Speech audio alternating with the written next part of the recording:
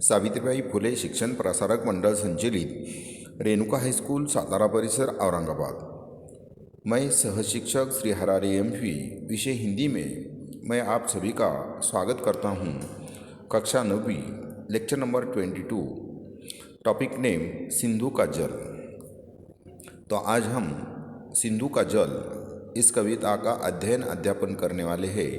लेखक अशोक चक्रधर जी है। तो सबसे पहले हम लेखक अशोक चक्रधर जी का परिचय देखेंगे। जन्म 8 फरवरी 1951, खुर्जा, उत्तर प्रदेश। परिचय: अशोक चक्रधर जी बहुमुखी प्रतिभा के धनी हैं।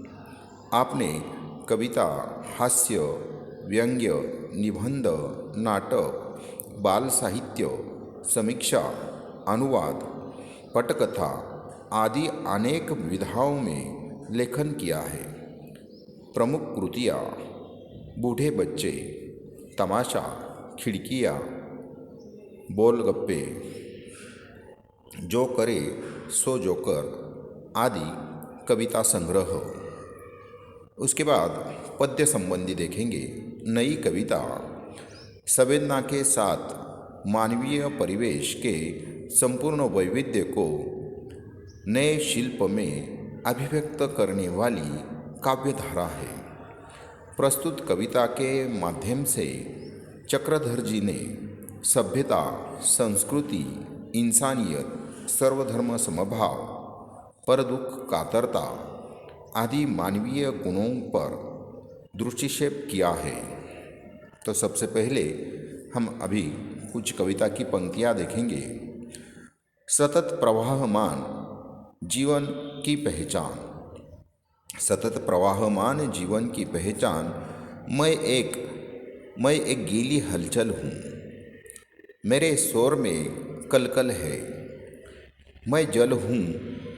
सिंधु यानी धरती पर सभ्यताओं का आदि बिंदु। मेरे ही किनारे पर संस्कृतियों ने सांस ली। मेरे ही तटों पर इंसानियत के यज्ञ हुए। गति कभी मंद ना हुई मेरी। गति में चंचल पर भावना में अचल हूँ। मैं सिंधु नदी का पावन जल हूँ। मैं नहाने वाले से नहीं पूछता उसकी जात, उनका मजहब, उनका धर्म। मैं तो बस जानता हूँ जीवन का मर्म। ओ लहरें जो सहसा उछलती है, सदा जिंदगी की ओर मचलती है। प्यास बुझाने से पहले मैं नहीं पूछता दोस्त है या दुश्मन। मैल हटाने से पहले नहीं पूछता मुस्लिम है या हिंदुअन। तो इन पंक्तियों का अर्थ अब हम देखने वाले हैं। तो सबसे पहले देखिए कि मैं सिंधु नदी का पावन जल हूँ। सतत प्रवाहमान, तो इन पंक्तियों का भी मैं अर्थ बताने वाला हूँ कि मैं निरंतर गतिमान हूँ। सिंधु नदी कह रही है कि मैं निरंतर गतिमान हूँ और यही मेरे जीवन की पहचान है। सिंधु नदी का जो जल है वो सतत बह रहा है। मेरे स्वर में कलकल की धुनी है।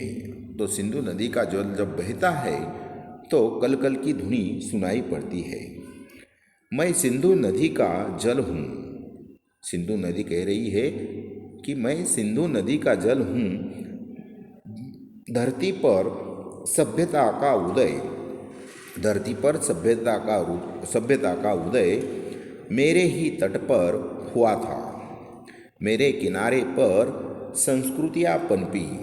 सिंधु नदी के किनारे पर अनेक संस्कृतियाँ पनपी, इंसानियत फैली।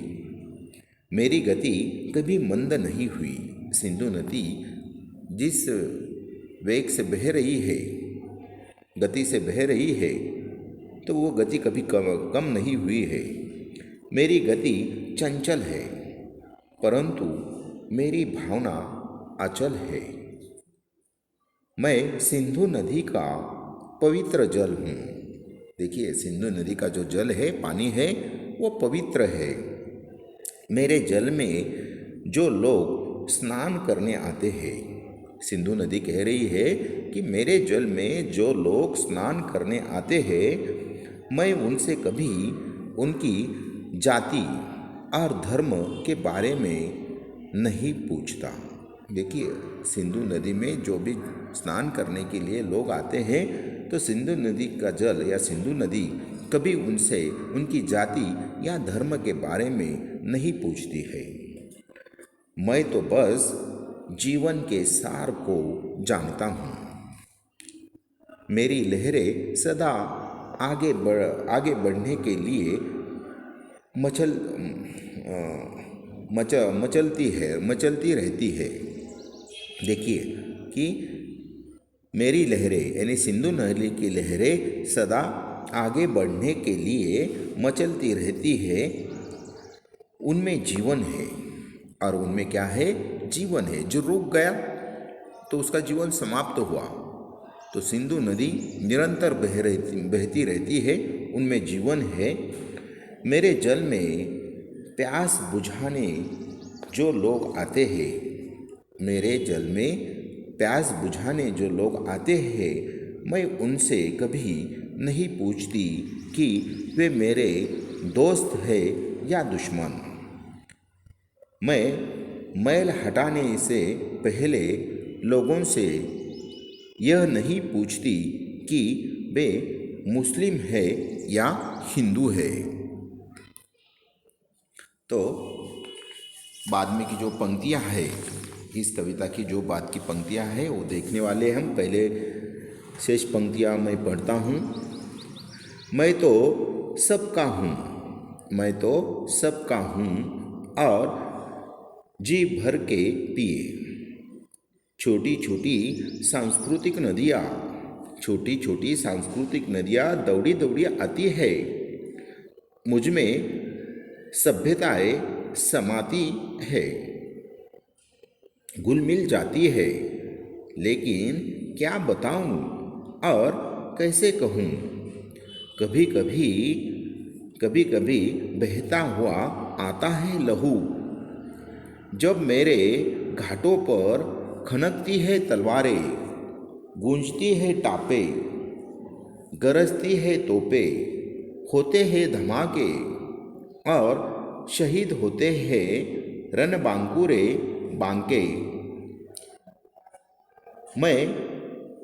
मैं नहीं पूछता कि वे थे कहाँ के, मैं नहीं देखता कि वे यहाँ के हैं कि वहाँ के। मैं तो सबके घाव धोता हूँ, विधवा की आँखों में आंसू बनकर मैं ही रोता हूँ। तो इन पंक्तियों का अर्थ देखिए। अब मेरा जल सबके लिए है। सिंधु नदी का जो जल है वह सबके लिए है, सब लोग वह जल पीते हैं। मैं चाहता हूँ कि यहाँ आने वाले सब जी भरकर इस जल का पान करें। अनेक छोटी छोटी नदियाँ दौड़ी दौड़ी आती है। देखिए, सिंधु नदी में अनेक छोटी छोटी नदियाँ दौड़ी दौड़ी आती है और समा जाती है, और मुझ में समा जाती है। अनेक सभ्यताएं संस्कृतियाँ मुझ में घुल मिल जाती है, लेकिन क्या बताऊँ, कैसे बताऊँ। कभी कभी मेरे जल में खून भी बहकर आता है। मेरे घाटों पर लड़ाइयाँ होती है, सिंधु नदी के घाटों पर लड़ाइयाँ होती है, तलवारें खनकती है, घोड़ों की टापों से वातावरण गूंज उठता है, तोपें गरजती है, धमाके होते हैं और अनेक वीर योद्धा शहीद हो जाते हैं। मेरे लिए वे रणबांकुरे थे। रणबांकुरे ने शहीद या वीर। मैं नहीं पूछता कि वे कहाँ के थे, यानी सिंधु नदी का जल कभी उनसे नहीं पूछता है कि वे कहाँ के थे, कहाँ से आए थे। मैं तो सबके घावों को धोता हूँ। सिंधु नदी का जो जल है वह सबके घावों को धोता है। उस अनेक विधवाओं के आंसू उनके नेत्रों से निकालकर मेरे जल में समा जाते हैं। ऐसे बहूं या वैसे बहूं, ऐसे बहूं या वैसे प्यारे मनुष्य, बताओ कैसे। मैं सिंधु में बिंदु हूँ, बिंदु में सिंधु हूँ, लहराते बिंबों में झिलमिल इंदु हूँ। तो इन आखिरी पंक्तियों का अर्थ देखिए कि हे प्यारे मनुष्य, मैं कैसे भी बहूँ, मैं सिंधु नदी हूँ। मेरे लहराते जल में इंदु अपना प्रतिबिंब दिखाता है। Thank you. Next lecture number 23, अतीत के पत्र। इस पाठ का हम बाद में अध्ययन अध्यापन करने वाले